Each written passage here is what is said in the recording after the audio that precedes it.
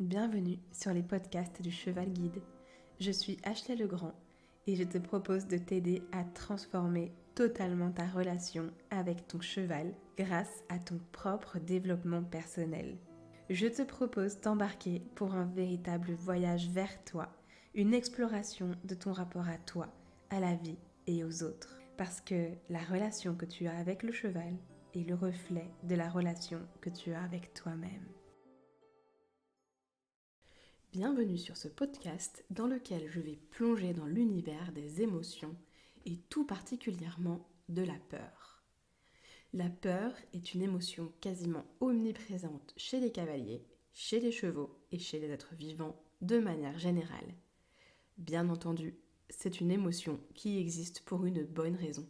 C'est notre radar interne, inné, qui nous préserve des dangers et qui nous maintient en vie.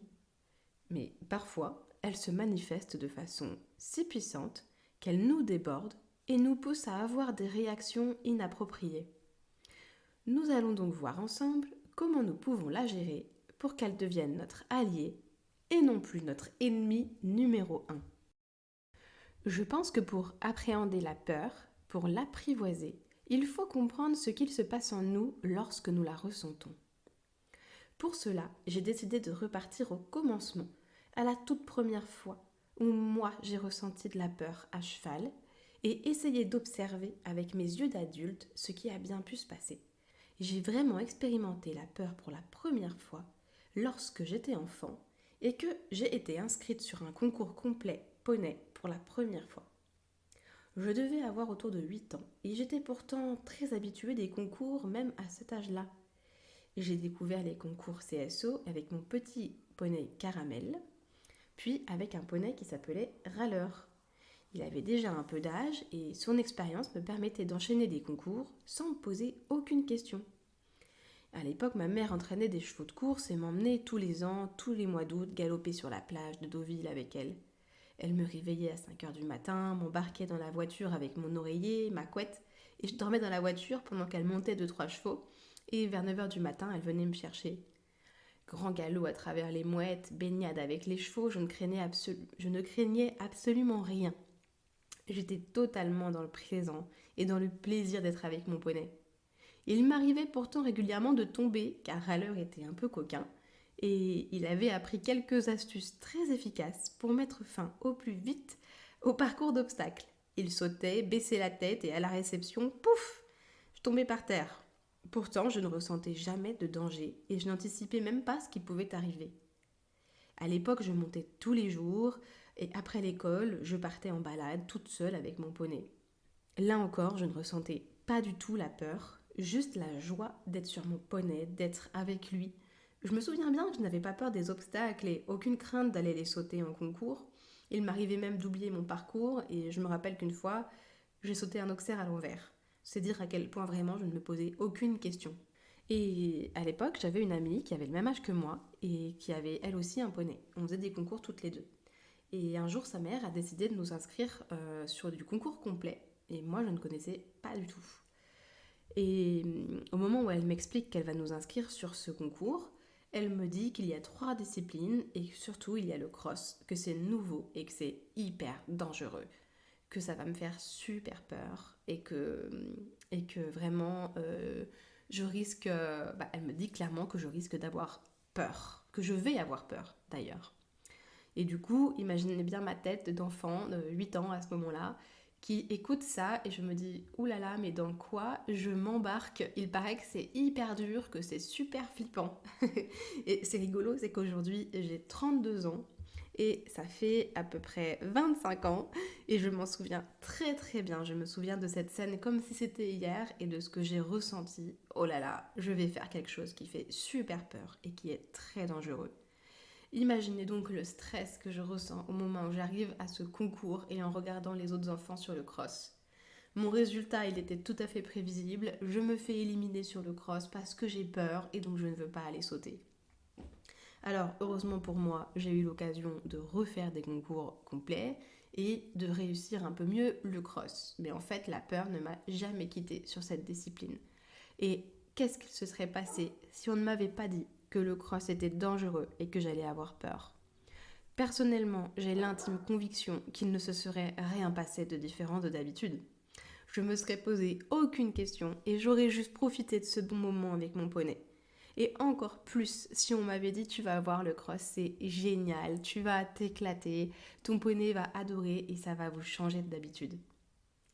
Alors, si on redécompose un petit peu ce qui s'est passé, j'ai ressenti la peur déjà avant d'aller sur l'événement. Lorsque j'ai eu les pensées, je vais avoir peur, tu vas avoir peur. Donc j'ai ressenti la peur sans même être exposée au phénomène en lui-même. Ce sont mes pensées et les images mentales qui sont venues avec qui ont généré un ressenti désagréable associé à l'émotion de peur. Mon cœur battait plus fort, je me sentais essoufflée, sensation d'étouffement, de nausée, de vertige, l'inconfort intestinal, les frissons, les bouffées de chaleur, les tremblements. Je pense que n'importe qui a déjà ressenti un stress intense. Et là, tous les petits symptômes que je vous ai énumérés sont vraiment ce que je ressentais au moment où j'arrivais au concours. Alors évidemment, à distance de l'événement, les symptômes restent plus légers. Et à mesure que l'événement se rapproche et se matérialise dans la réalité, les symptômes s'intensifient. Pour le cerveau, ce qui se passe dans nos pensées ou dans la réalité, en fait, c'est la même chose. Vous pouvez faire le test. En pensant à un citron, par exemple, imaginez sa couleur, imaginez son odeur. Observez dans votre tête ce citron sous toutes ses coutures. Imaginez que vous coupez en deux ce citron et croquez dedans. Si vous avez bien fait l'exercice, vous devriez déjà saliver et sentir l'acidité du citron dans votre bouche. Lorsque vous pensez aussi à la perte d'un proche ou à un événement dramatique, vous ressentez également les émotions qui sont liées à ces événements. Cet effet marche aussi en pensant à des événements positifs et heureusement, les émotions positives qui les accompagnent se font ressentir si vous pensez à une belle victoire, au fait que vous allez réussir vos examens, vous vous projetez déjà dans la réussite et vous vous sentez également euphorique, excité, vous ressentez de la joie. En fait, ça marche pour à peu près, d'ailleurs pas à peu près, pour absolument toutes les pensées et toutes les images mentales que vous vous figurez. Je vous explique tout cela pour en venir au fait que la peur du cross que j'ai vécu dans mon enfance a été générée par le pouvoir extraordinaire de l'imagerie mentale. Mais la bonne nouvelle, c'est donc que la projection marche dans les deux sens. Je peux projeter dans mon mental que le cross est dangereux et que je peux avoir peur de me faire mal, mais je peux aussi projeter que c'est amusant et que je vais me faire plaisir. De la même manière, je peux projeter que je ne vais jamais réussir un examen ou que je vais le réussir. Je peux projeter que je vais stresser, mais je peux aussi projeter que je vais être parfaitement détendue. Cela marche pour tout ce que l'on entreprend dans la vie. Absolument toutes nos pensées sont associées à un état d'être. Et si on m'avait dit avec mon petit cerveau tout malléable d'enfant de 8 ans que le cross c'était super fun, qu'on s'amusait bien à sauter des petits troncs et à galoper dans l'eau, je l'aurais probablement abordé d'une toute autre manière. La première étape de votre accession à un état d'être apaisé, c'est vraiment la compréhension et l'intégration que vous produisez en permanence des pensées et des images mentales qui influent sur la manière dont vous vous sentez dans votre corps, sur votre ressenti émotionnel. Les émotions sont toujours liées à des pensées, à des images mentales.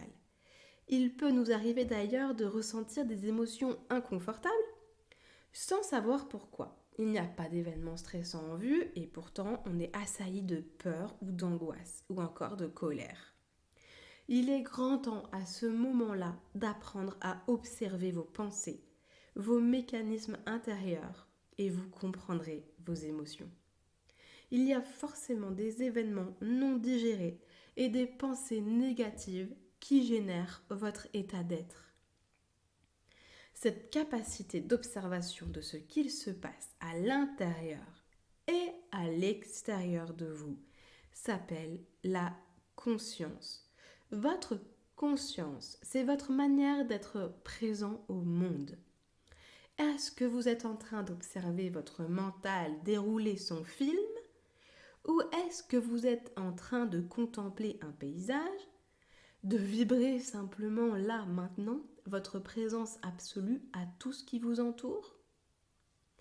En fonction de votre état de conscience, vous pouvez vous trouver en hyper-vigilance de votre environnement ou encore en état méditatif ou même endormi sans conscience du tout de votre monde extérieur.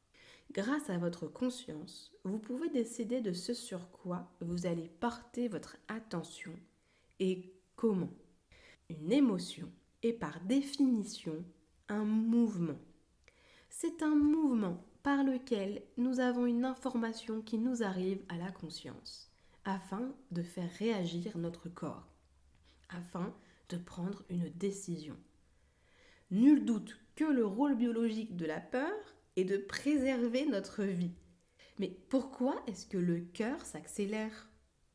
Pour nous préparer à courir très vite et à réagir rapidement. Pourquoi est-ce qu'on a une soudaine envie d'aller aux toilettes? Parce que le corps se débarrasse très rapidement de ce qui pourrait l'empêcher de mener une course efficace. Face à un danger imminent, la peur est la gardienne de notre intégrité physique et mentale. Si vous vous apprêtez à traverser une autoroute avec votre cheval, il est probable que votre système d'alarme interne se mette en route. Et il le fera avec tout ce qu'il considérera comme dangereux, selon ses propres expériences et ses réflexes innés. Cela est vrai pour vous, mais ça l'est aussi pour votre cheval. La peur préserve votre intégrité physique. La peur préserve aussi votre intégrité mentale. Admettons que pour une quelconque raison, vous craignez les mots et les réactions verbales d'une personne que vous vous apprêtez à rencontrer. Vous projetez déjà que la personne va avoir des mots sévères à votre rencontre, votre peur s'active et le message c'est « non, on n'y va pas, ça va faire mal ». Ce qui fait mal physiquement ou psychologiquement, c'est la même chose. On sait qu'un examen ne va pas vous faire de mal, que l'échec ne fait pas mal physiquement. Et pourtant, on a peur de l'échec. Pour le cerveau, ce qui blesse mentalement et physiquement, c'est la même chose. L'impact est le même. La violence verbale laisse des cicatrices. J'en profite donc pour vous rappeler qu'il faut faire d'ailleurs très attention aux mots que l'on utilise et notre manière de nous adresser aux autres et notamment aux enfants sur qui tout s'imprègne tellement rapidement et tellement facilement. Et d'ailleurs, même les mots que vous allez avoir envers vos chevaux vont avoir un impact sur eux. Ils ressentent très bien l'énergie, l'onde qui se dégage des mots que vous utilisez. S'ils sont positifs, il les prendra comme positifs. S'ils sont négatifs, il le comprendra aussi et il recevra cette énergie négative. Faites également attention aux mots que vous utilisez pour vous décrire vous-même et à la manière dont vous parlez de vous, dont vous vous adressez à vous-même. On est souvent tellement dur et violent envers nous-mêmes, et ce n'est pas sans conséquence sur notre état d'être. La peur elle-même peut d'ailleurs faire peur. J'entends très souvent « mais j'ai peur d'avoir peur. Si je fais cela, je vais avoir peur. Quand mon cheval a peur, j'ai peur. » On se sent souvent enfermé dans la peur, comme si elle était tellement puissante qu'on a l'impression qu'on ne pourra jamais la dépasser, qu'elle est inéluctable. La bonne nouvelle, c'est qu'elle n'est pas plus puissante que quoi que ce soit. Tout dépend de la place que vous allez lui donner dans votre vie et de la manière dont vous allez traiter avec elle. À la base, elle n'est pas votre ennemie. Comme nous avons pu le voir, elle est notre protectrice. Et si on sait l'écouter et la comprendre, on va pouvoir l'apprivoiser. Revenons donc sur les 3 types de réactions provoquées par la peur. La fuite, le blocage et la défense. Si vous côtoyez les chevaux, vous avez forcément observé ces 3 types de réactions. Soit on veut partir loin de ce qui fait peur, soit on est complètement paralysé devant et on ne sait plus quoi faire, soit on se défend comme on le peut. La première chose à faire lorsque l'on réalise qu'on est en train de ressentir de la peur ou de réagir à celle-ci, c'est d'essayer de la comprendre. Quel événement ou quelle pensée provoque la peur? Et là, les réponses vont dépendre vraiment de la situation. On peut avoir peur d'échouer, on peut avoir peur de perdre un lien affectif, comme par exemple se faire rejeter, se faire quitter, perdre l'être aimé, se faire trahir. On peut avoir peur des événements de la vie qu'on ne peut pas contrôler, comme avoir un accident de voiture, se faire voler, cambrioler, etc. Avec les chevaux, on peut avoir peur de tomber de cheval, peur de recevoir un coup de pied, peur de perdre le contrôle de son cheval. Toutes les situations sont légitimes et toutes les peurs sont légitimes à partir du moment où vous les ressentez. On entend souvent dans le monde du cheval « N'aie pas peur, sinon ton cheval va ressentir ta peur et il va avoir peur aussi. Si tu tombes, il faut que tu te relèves. Si tu as peur, alors pourquoi tu montes à cheval ? Oh, elle a peur de son cheval, c'est pour ça qu'elle n'y arrive pas. Tu as peur, mais force-toi, tu seras content de l'avoir fait après. » Toutes ces phrases culpabilisantes sont terribles à entendre pour la personne qui est actuellement en train de ressentir de la peur. Elles sont même totalement contre-productives car elles nous confrontent à nos émotions, qui font pourtant partie de notre vie, de notre fonctionnement. La peur est là pour nous préserver. Et lorsque nous commençons à nous sentir contrôlés par celle-ci, inférieurs, incapables de la combattre, notre état physique et psycho-émotionnel se dégrade d'autant plus. Lorsque nous avons peur de la peur, cette dernière est décuplée et son impact sur le corps devient beaucoup plus important. La peur de nos propres émotions génère ce que l'on appelle l'angoisse. L'angoisse peut se manifester par des crises qui s'appuient le plus souvent sur des pensées comme la peur de mourir, de perdre le contrôle, de devenir fou. C'est la peur de se faire déborder et contrôler par ses émotions, et en l'occurrence, celle qui nous intéresse ici, la peur. Il y a évidemment des solutions pour sortir de ce cercle vicieux. Mais la première étape, c'est bien entendu de prendre conscience des mécanismes par lesquels vous avez peur et de bien identifier ce qui génère votre ou vos peurs. Auprès des chevaux, c'est surtout la peur de ce qu'on ne peut pas contrôler qui se joue.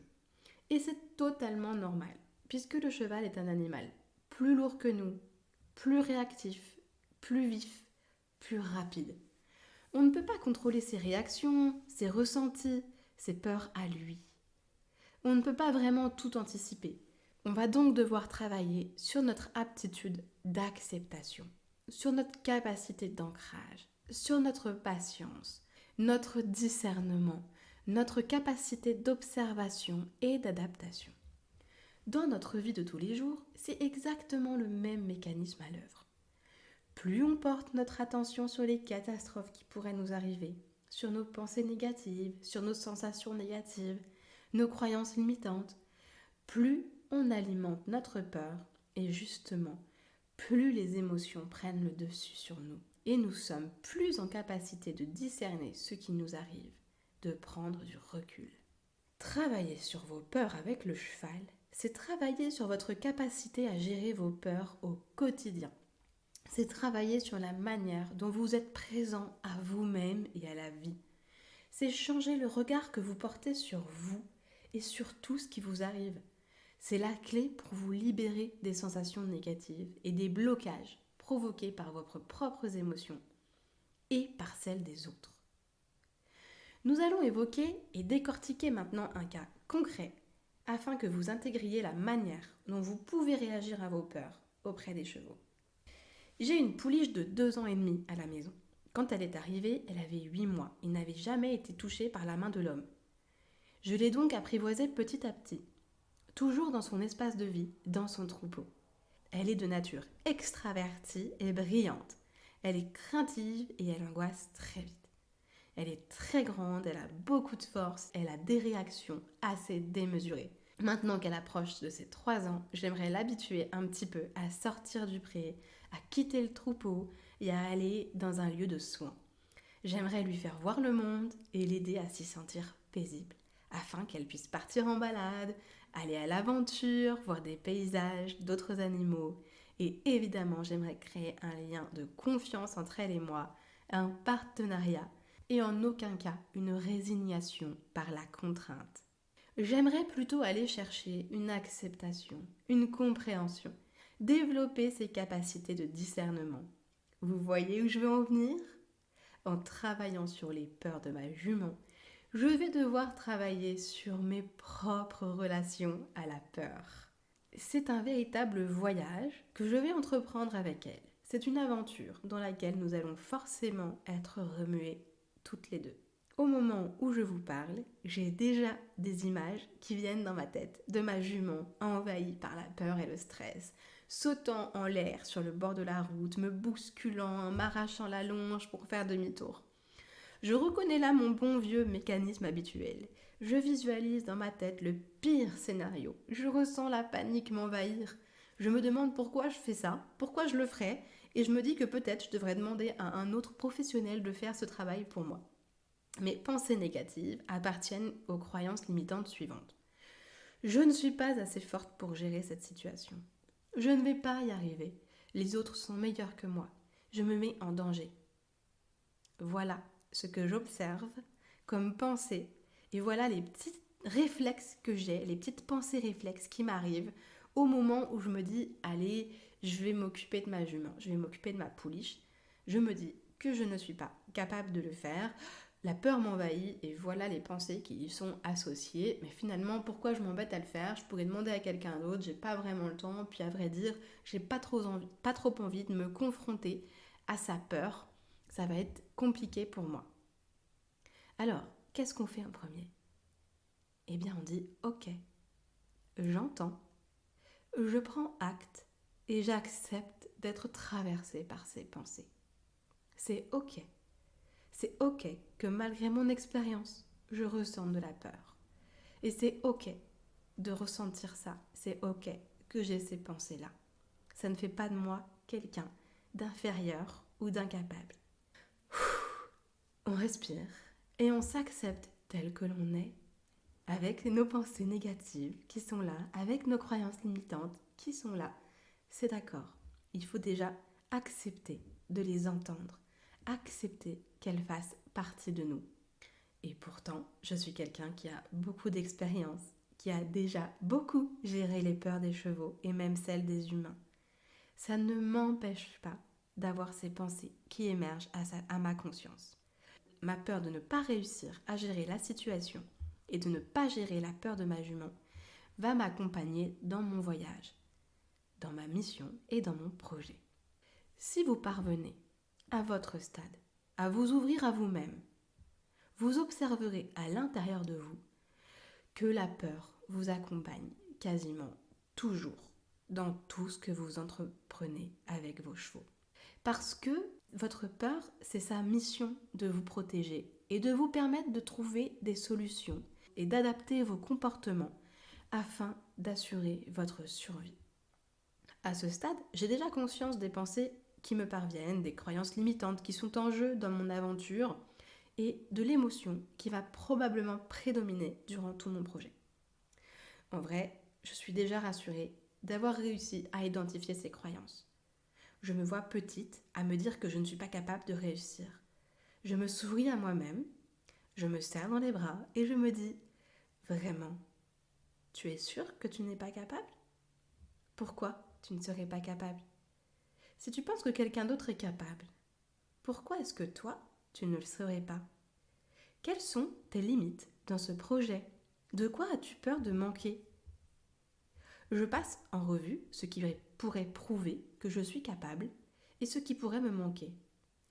J'ai de l'expérience, j'ai des connaissances théoriques sur la gestion des peurs du cheval et sur la gestion des miennes. J'ai peur d'être dépassée par cette jument. J'ai peur d'être déçue de ne pas y arriver, d'être déçue, de manquer de courage, d'être déçue de moi-même au fond. J'ai peur de ne pas être à la hauteur de ce que j'attends de moi. Voilà, petit à petit, en écrivant ces lignes, je décortique la croyance profonde qui se cache derrière ma fébrilité à entamer mon voyage avec ma jument. Vais-je être à la hauteur des attentes que j'ai envers moi-même? Attentes que j'ai moi-même fixées. Et cette croyance génère certains comportements dans ma vie de tous les jours. Et évidemment, je peux décider de ne jamais être à la hauteur. Je peux continuer à me faire du mal et attendre de moi de répondre à ma propre exigence. Mais je peux aussi décider de faire la paix avec moi-même. Je peux décider d'accepter d'être juste moi, là, maintenant, avec ma vérité du moment. Je peux accepter de me présenter devant ma jument avec toute ma vérité, ma réalité et mon entièreté. Lorsque l'on découvre la croyance limitante qui se cache derrière notre peur d'entreprendre une action, on sent comme une libération quelque part dans son corps. Personnellement, la découverte du fait que j'ai peur de ne pas être à la hauteur de ce que j'attends de moi libère mon diaphragme, me donne une sensation de légèreté dans le chakra du cœur. J'ai envie de prendre une grande respiration, d'ouvrir mes épaules, de me grandir.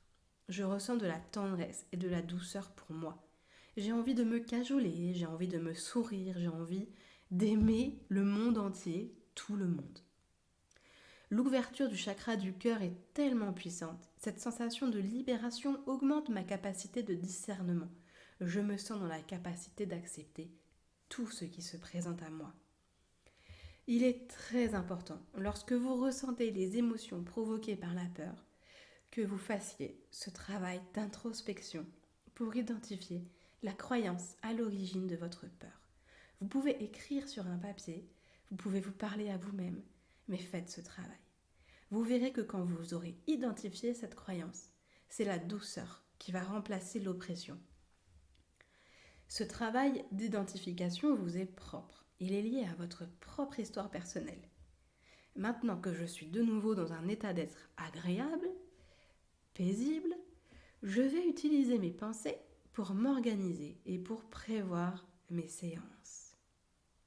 Il est évident que si je fonce dans le pré sur un coup de tête, que je mets un licol à ma jument et que je pars en balade sans rien prévoir, je vais avoir des mauvaises surprises. Et surtout, excusez-moi du terme, je viole complètement mon propre système de gestion des peurs, puisque je vais m'exposer à de trop grandes difficultés d'un coup et à la gestion de l'inconnu. Si je prends la décision d'être douce avec moi-même, je vais prendre mon temps pour ma jument et pour moi. Je voudrais que toutes les deux, nous ne rentrions pas dans le combat et que tout notre voyage soit agréable. Je me dis aussi que si je prends le temps de guider ma jument à travers l'expérience du monde, avec douceur, temps et compassion, elle adoptera le même comportement envers moi. Si je la malmène, elle se dira peut-être que c'est mon langage, la violence, la tyrannie, le fait d'imposer mes idées. Peut-être qu'elle l'utilisera avec et contre moi aussi. Allez, je me fixe un premier objectif. Mettre le licol à ma jument et commencer par voir si elle reste détendue avec moi. Il est vraiment important que vous sachiez que la manière dont vous allez gérer les peurs de votre cheval, c'est la manière dont vous gérez vos peurs. La manière dont vous vous comportez avec vos chevaux, les choses que vous leur imposez, le rythme d'apprentissage que vous leur imposez. C'est exactement la manière dont vous vous imposez les choses et le rythme avec lequel vous vous imposez de réussir ou d'effectuer les choses. Plus vous allez porter votre attention sur la douceur que vous voulez apporter à votre relation avec les chevaux et avec tous les êtres vivants, vos proches, la nature, vraiment tout le vivant qui vous entoure, plus vous allez adopter le même comportement avec vous-même. Et inversement, plus vous allez être doux avec vous et compréhensif, et plus vous allez l'être avec les autres. Allez, je me fixe un premier objectif. Mettre le licol à ma jument et commencer par voir si elle reste détendue avec moi. J'aimerais passer un bon moment avec elle, un bon temps, partager un temps méditatif. Je fais un exercice de pleine conscience. Je commence toujours comme ça. Des respirations profondes, une connexion avec mon environnement, avec le souffle de mon cheval. Je prends conscience de tout ce qui m'entoure. Vous pouvez écouter ou réécouter le podcast précédent avec la méditation guidée numéro 1, qui est la base avant d'entreprendre quoi que ce soit avec son cheval. Ensuite, je vais d'abord me déplacer dans l'espace connu de ma jument, où se trouvent les autres chevaux de son troupeau. Je reste dans ce que moi j'appelle sa safe place. C'est une zone, un endroit physique où mon cheval et moi nous sentons en totale sécurité. Et cette histoire de zone, elle est très importante et nous allons nous en servir tout le temps. Une safe place, c'est un mot que j'ai inventé. C'est une zone dans laquelle mon cheval et moi nous sentons suffisamment détendus, en confiance pour être en lien, pour communiquer, pour ne plus être en mode survie, mais en mode apprentissage, en mode disponible. Je reste en état de pleine conscience aux différents endroits du pré. Je pense commencer petit à petit à entrer en lien physique avec ma jument. Par le contact avec la main, sur son poil, tout le long de son corps. Je peux aussi gratter les zones qu'elle aime. Je reste attentive à ce que produit cette intrusion physique sur elle, si elle le vit positivement ou de manière neutre. Nous sommes prêtes pour la prochaine étape. Si votre cheval n'est déjà pas à l'aise avec votre contact ou ne vous suit pas dans les safe places de son pré, proche des autres chevaux, alors restez encore à cette étape jusqu'à ce que votre cheval soit parfaitement détendu. Les signes de détente chez les chevaux, je ne pense pas que j'ai besoin vraiment de vous les répéter, mais restez attentifs, ce sont les mêmes que nous et écoutez votre instinct et votre ressenti. Si vous voyez votre cheval, la tête un peu baissée, les oreilles un petit peu détendues sur le côté, les yeux qui commencent à se fermer, ou s'il a l'air vraiment bien ancré au sol, si lorsqu'il broute, il broute lentement, calmement. Les signes de la détente chez le cheval, vous allez les ressentir et inversement, lorsqu'il est tendu, vous allez aussi le ressentir. Restez bien attentif à comment vous vous sentez lorsque vous êtes avec votre cheval et dans ces moments-là. Plus vous allez chercher la détente chez vous et plus vous allez réussir à l'induire chez votre cheval. Nous sommes des êtres empathiques et les manières dont on se sent se transmettent, aussi bien lorsqu'on sent des émotions négatives que des émotions positives. Si vous ressentez du stress alors qu'il ne se passe rien, c'est que ce stress, il est en vous pour d'autres raisons. Vous pouvez chercher à l'identifier, les raisons, mais ce que je vous recommande de faire au moment où vous êtes avec votre cheval, même si vous sentez la peur, en fait, restez simplement en conscience de ce que vous ressentez là, maintenant. À partir du moment où vous n'essayez pas de masquer vos émotions, votre cheval sera beaucoup plus détendu que si vous luttez contre la peur. Si le mental part un petit peu en vrille, j'ai peur, il va le ressentir, comment je vais réagir, il est évident que ça va mal se passer. Au contraire, si vous vous centrez sur les bruits aux alentours, sur votre ressenti, même si vous ressentez de la peur ou la gorge qui se serre ou une sensation négative, restez juste dans l'acceptation de ce que vous ressentez là, maintenant. Observez, portez votre attention sur vos yeux, portez votre attention sur les odeurs que vous sentez sans essayer de les interpréter. Restez dans la sensation d'être présent ici et maintenant. C'est vraiment l'objet du podcast méditatif numéro 1 où je vous guide pour vraiment réussir à vous mettre dans cet état de présence à vous à un instant T et en acceptation de ce qu'il se passe. Ne luttez pas contre vous, ne luttez pas contre votre cheval. C'est exactement pareil. Si votre cheval se met à avoir des signaux de stress, à être en inconfort, à vouloir aller ailleurs, restez dans l'acceptation de ce qui vous arrive. Simplement restez en conscience de ce qui émerge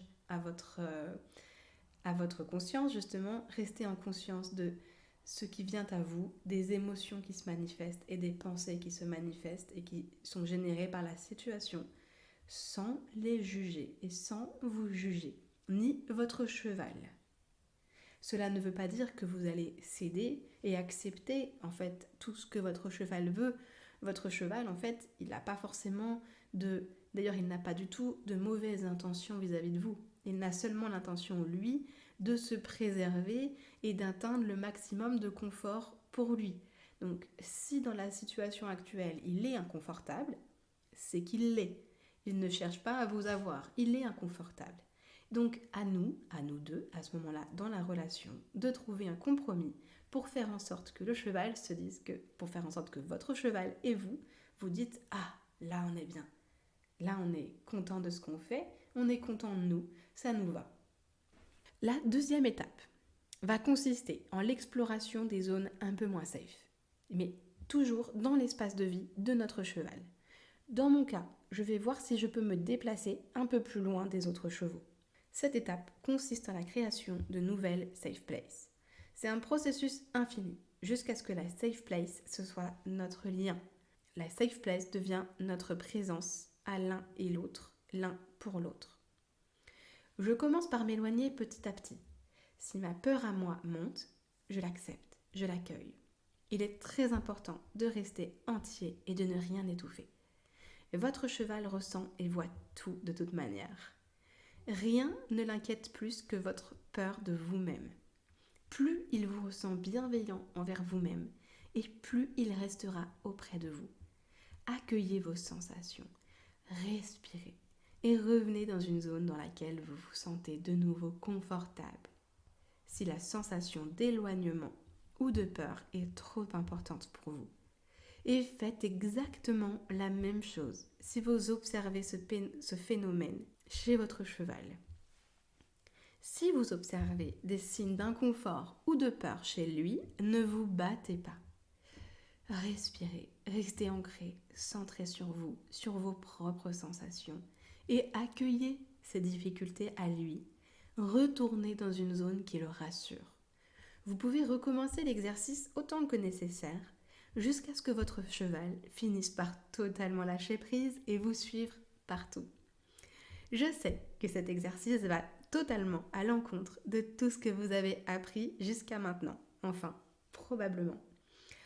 Ne pas faire demi-tour, ne pas laisser le cheval gagner, affronter vos peurs, etc. Cet exercice consiste simplement en un élargissement progressif de votre zone de confort. C'est juste cela et purement et simplement cela. On nous apprend souvent qu'il faut sortir de notre zone de confort. Un peu comme un bond en avant dans l'inconnu dans lequel on va être secoué comme un prunier jusqu'à ce que la peur soit tellement intense qu'on va finir par couper avec la réalité, monter des barrières autour de nous et se résigner. Ici, il s'agit de se prendre en considération soi-même, ainsi que les émotions de notre cheval. À la fin, on va tous gagner. On va gagner qu'on sera capable d'explorer le monde ensemble. Et on va gagner en plus qu'on ne sera pas passé par la négation de notre propre ressenti. On va tout gagner. Et sur le long terme, la confiance entre nos chevaux et nous n'aura nulle comparaison. Une fois que je suis capable de me déplacer avec mon cheval partout, que tout le pré est devenu une safe place, proche des autres chevaux, mais aussi loin d'eux, je vais pouvoir commencer à explorer l'extérieur du pré exactement de la même manière. Je peux m'aider de la nourriture, c'est la mise en place de ce que j'appelle la chasse au trésor. C'est une idée qui m'a été soufflée par mes enfants et qui désigne totalement l'exercice. Je sors du pré et je pars à la découverte. Et dans mon parcours, mon cheval va trouver des zones d'intérêt super plaisantes, des carottes, des bonbons, des sauts de grains. Je commence par une zone très proche du pré. Les premières chasses au trésor sont juste le long de la barrière. Lorsque j'observe et je sens que ma jument et moi sommes prêtes à nous éloigner de notre zone de confort, je vais chercher à créer de nouvelles safe places. Je continue la chasse au trésor un peu plus loin, jusqu'à ce que ma jument et moi ne nous rendions même pas compte de l'éloignement du troupeau. Ensuite, je sortirai ma jument Et je vais espacer les trésors, les zones de nourriture, jusqu'à ce que l'herbe remplisse ce rôle et que moi, je sorte les carottes et les récompenses seulement lorsque je ressentirai l'intérêt et le besoin. Petit à petit, je veux essayer de me rendre intéressante en proposant d'autres jeux, dans différentes zones, qui donneront le droit à des récompenses. Je vais aussi continuer à proposer des moments de pause. Il se peut que votre cheval devienne trop préoccupé par les bonbons et les friandises, et qu'il ait du mal à se concentrer sur ce ressenti. Dans ce cas, il faut lui expliquer et lui faire comprendre que le bonbon ne vient pas lorsque l'on est agité, lorsque l'on fouille, lorsque l'on se rapproche de nous. Il se peut qu'il vive une certaine frustration et qu'il en demande plus. Là, on entre dans le voyage de la gestion de la frustration. Et ça, on décortiquera dans un autre chapitre, dans un autre podcast, je vous en parlerai. Se priver des bonbons et des friandises parce qu'elles créent de la frustration, pour moi, n'est pas une raison pour ne pas l'intégrer. C'est comme si on se disait « Non, je ne veux pas qu'il ressente l'émotion de la frustration, donc je ne lui propose pas la récompense alimentaire. » Dans ce cas, je ne donnerai jamais une chose sucrée à mes enfants parce que je ne veux jamais qu'ils ressentent la frustration de ne pas pouvoir les manger à chaque instant. Moi, je me refuserai tout plaisir juste pour ne pas ressentir la frustration de ne pas les avoir tout le temps à chaque fois que je veux. Non.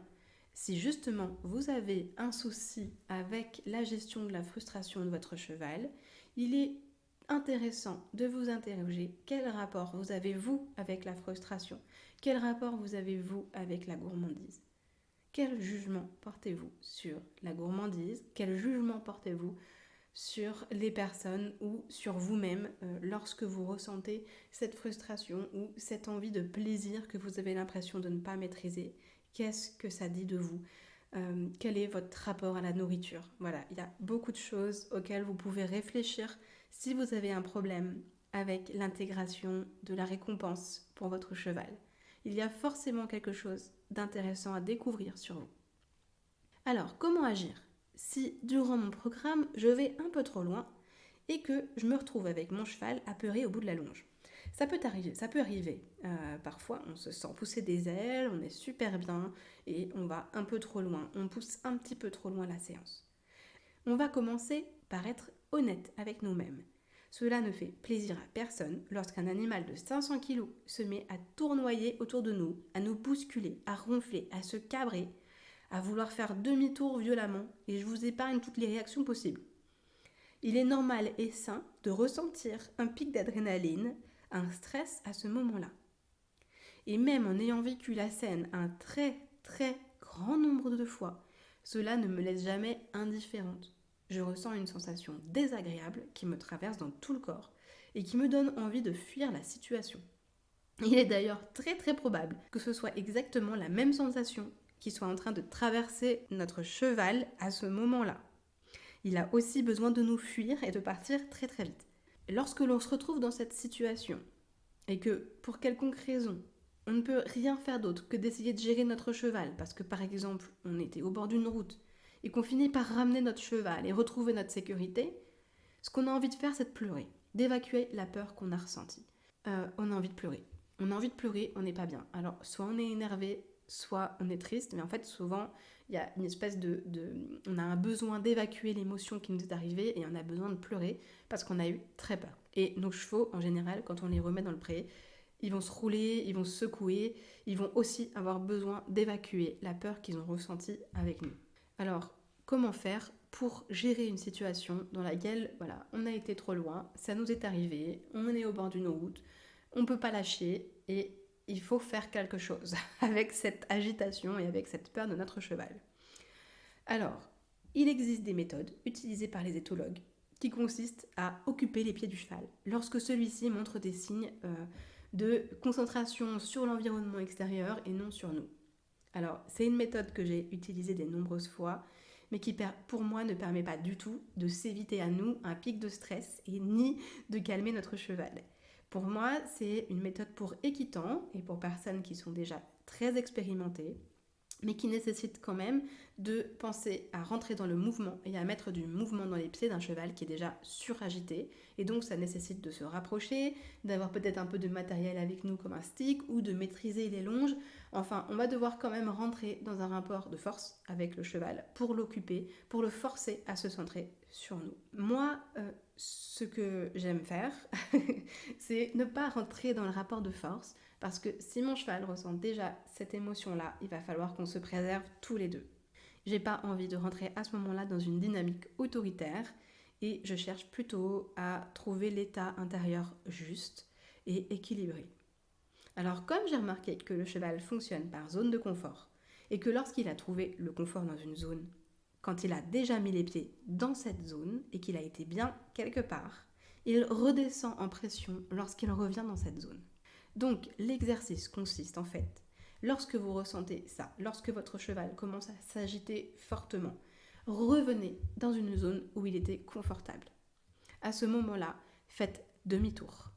Le demi-tour, il est très mal vu dans le monde équestre. On se dit que si on fait demi-tour, on laisse le cheval gagner, que si on fait demi-tour, il va rentrer à fond aux écuries. Alors, si c'est le cas, c'est parce que vous avez été beaucoup trop loin. Moi, je vous parle de réagir au moment où vous sentez que votre cheval commence à s'agiter. Il ne faut pas le laisser dans l'agitation et le stress pendant des centaines et des centaines et des centaines de mètres. Sinon, il est évident que la zone d'avant, dans laquelle vous allez être dans les 50 secondes qui vont suivre le moment où vous avez fait demi-tour, ce sera toujours de l'inconfort, puisque il y a 1 minute quand il y est passé, il était inconfortable. Et il y a 3 minutes quand il est passé à cet endroit, il était inconfortable. Donc là, il n'y a plus de zone de confort. Vous avez été beaucoup trop loin.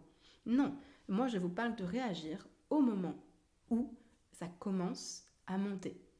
Au moment où le stress commence à monter. On fait demi-tour et on revient à une zone de confort. Ça ne m'est jamais arrivé que le cheval ne redescende pas en pression en faisant demi-tour et en retrouvant une zone dans laquelle il se sentait bien avant. Laissez-le brouter, laissez la tension redescendre. Ce n'est pas grave de laisser brouter son cheval en balade. C'est normal pour un herbivore, c'est normal pour un cheval de brouter. Il en a besoin, il a besoin de remplir son estomac. Ce n'est pas une preuve de faiblesse de votre part de le laisser brouter sur le bord d'un chemin. C'est aussi l'occasion pour lui de se centrer sur ce qu'il est en train de faire et de manger, et non plus sur le fait qu'il est loin de son troupeau ou sur le fait que l'environnement et ce qui l'entoure est un petit peu stressant parce qu'il ne le connaît pas. Donc vraiment profitez de ça, profitez de cette tendance naturelle du cheval à vouloir se nourrir, et même s'il broute un peu fermement, un peu fort, ça va redescendre. Profitez-en vous pour vous ancrer, pour reprendre le temps de respirer et de retrouver votre confort à vous. Retrouver votre bien-être et votre force pour pouvoir continuer à avancer. Si c'est trop pour aujourd'hui, on rentre à la maison et on recommence demain. Et vous allez voir que toutes les safe places de votre cheval, elles vont avancer et elles restent. C'est-à-dire que si votre cheval était bien à un endroit, quand vous allez revenir le lendemain, il sera toujours bien à cet endroit et vous allez pouvoir augmenter et élargir votre zone petit à petit. Alors bien entendu, ça c'est le début du travail de l'extérieur. Moi je vous ai parlé de mon objectif, c'est mon travail de l'extérieur. Toute cette méthode d'y aller petit à petit et d'élargir ma zone de confort s'applique à absolument tous les types de travaux que vous voulez effectuer avec vos chevaux. Même si c'est le travail en carrière, le travail à l'obstacle, on y va progressivement, on passe des barres au sol, une fois qu'on est super à l'aise sur des barres au sol, on monte un peu ces barres, on les monte progressivement, on commence par enchaîner 2-3 obstacles, puis 4, puis 5. Voilà, le but c'est de rester dans le confort et de ne pas mettre le cheval dans le rouge ou dans des inconforts trop importants pour qu'il ait envie de continuer à faire les choses avec vous et qu'il y trouve son intérêt. Et évidemment, une fois qu'on a des safe places tout autour de chez nous, en fait, on peut aller se promener partout. Le cheval va associer le fait d'être avec vous avec une bonne chose et avec le fait que vous ne dépassez pas ses limites, avec le fait que vous le respectez. Et aussi, lui, il va grandir avec sa propre gestion de ses émotions. Il va réussir à se calmer. Vous êtes en train de lui donner aussi des outils de calme. Le stress monte, regarde, on peut le faire descendre. Tu es capable de redescendre. Souvent, j'ai des clients qui me disent « Ah mais moi, mon cheval, quand il monte fort en pression, il redescend pas. » Alors, première question, comment toi tu gères ton stress ? Deuxième question. Est-ce que tu lui as montré des choses pour qu'il redescende? Est-ce que tu fais des choses pour qu'il redescende en pression ou est-ce que tu le laisses seul dans le fait qu'il monte en pression? On a souvent l'impression qu'on n'a pas d'impact sur notre cheval, qu'on peut lui apprendre des choses techniques mais qu'on peut rien lui apprendre d'émotionnel. Mais bien sûr que si. Il peut nous apprendre à descendre. Lorsqu'il est dans ses zones de confort à lui avec son troupeau, il peut nous apprendre à nous détendre encore plus, encore plus. Mais nous, on peut aussi lui apprendre à se détendre à l'extérieur, à se détendre face à l'inconnu. Finalement, est-ce que le but de l'équitation, c'est pas ce partenariat, cet échange entre l'un et l'autre, cet aller-retour qui fait qu'on grandit ensemble? Moi, c'est ce que je trouve beau. Finalement, moi, je vous ai parlé de ma propre recette, mais c'est pas la même pour tout le monde. Ce qui compte, c'est de s'interroger. Comment est-ce que moi, je gère ma peur? Qu'est-ce qui m'aiderait à moins la ressentir? C'est là que vous allez débloquer une grande partie de vos difficultés relationnelles avec votre cheval. En fait, il y a des cavaliers qui n'acceptent pas la peur et qui n'acceptent pas la peur de leurs chevaux. Et cela les met en colère ou encore leur fait baisser les bras. Et le lien est très facile à faire avec leur vie personnelle et leur manière de réagir à leur propre peur. Interrogez-vous, analysez votre manière de considérer votre propre peur et d'y réagir. Lorsque vous aurez compris votre manière de réagir, alors vous allez pouvoir amorcer un changement et trouver des solutions aussi pour les êtres qui vous entourent et notamment votre cheval. Je vous remercie beaucoup de m'avoir écouté. Je pense que je vais développer ce sujet de la peur sur d'autres podcasts en prenant des situations précises. N'hésitez pas à me proposer en m'envoyant des messages sur les réseaux, à me proposer des thèmes que vous voudriez que je traite, à me parler des problèmes que vous avez avec vos chevaux et sur lesquels vous voudriez que l'on échange. Voilà, c'est très intéressant de toujours faire le lien entre ce que l'on reproche à notre cheval, ce que l'on n'arrive pas à gérer avec notre cheval et ce qui se passe en nous. Et c'est comme ça qu'on apprend et c'est comme ça qu'on se pose les bonnes questions et surtout qu'on résout tous nos problèmes. Donc je vous souhaite à tous de passer des agréables moments avec vos chevaux et j'espère vous avoir inspiré. À bientôt!